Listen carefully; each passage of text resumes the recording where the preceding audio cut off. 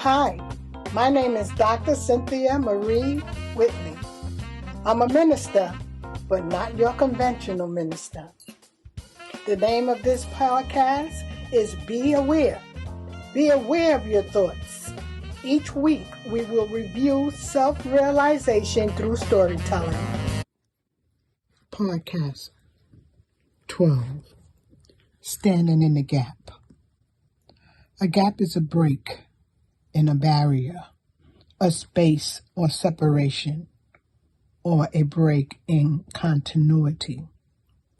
I am of the belief that there is a break in a barrier when we think that we are separated from our source, and when we don't know that God is not inherent in us, or when we forget that we are made in God's image.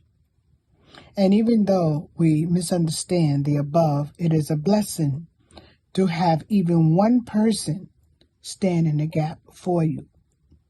That prayer warrior is either aware that there is no separation, or they believe that God can do all things. To have someone stand in the gap for you requires that you be of a certain character, a right-thinking character, and some call it a righteous character, which only means a right-thinking individual in reference to God. Not that one is holier than God or anyone else.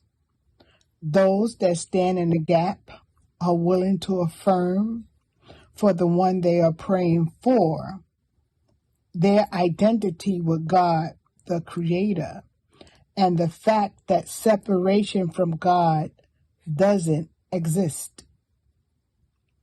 Jeremiah 5:1 says, "Run to and fro through the streets of Jerusalem. Look and take note. Search her squares to see if you can find a man, one who does justice and seeks that truth, that I may pardon her." There are many who will stand in the gap between the right-thinking person, a person who is bent on justice and creating peace. This was the case with one of the most precious souls in my life, with an almost near-death experience. A host of God's angels came together and petitioned for his life, that he live and not die. The number of witnesses that will bear witness to this individual's way of living was a blessing. Who can count their witnesses? It matters how we live. We all want someone to stand in the gap when death comes knocking at our door. Who is willing to stand in the way so your life is spared?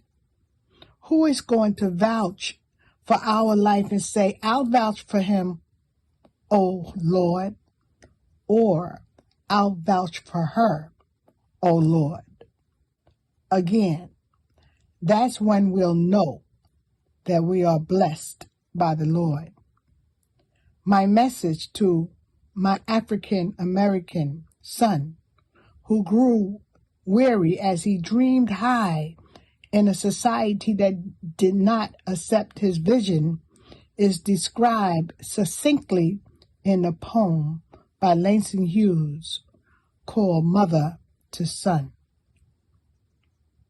Well, son, I tell you, life for me ain't been no crystal stair. It's had tacks in it and splinters and boards torn up and places with no carpet on the floor, bare. But all the time, eyes have been a-climbing on and reaching landings and turning corners, and sometimes going in the dark where there ain't been no light. So, boy, don't you turn back.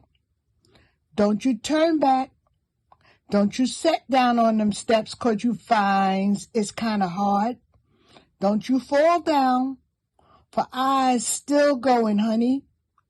I's still climbing, and the life for me ain't been no crystal stair. So I say, carry on, my son. You are approved and blessed on the Lord, as evidence by the Lord, as evidence by the angels who stood in the gap on your behalf. God heard your cry.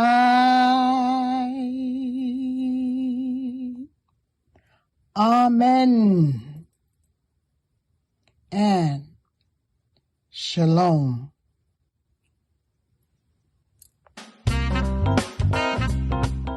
If you can't wait until next week, visit Looking for Self series on Amazon.com under Gershona Cynthia Whitley.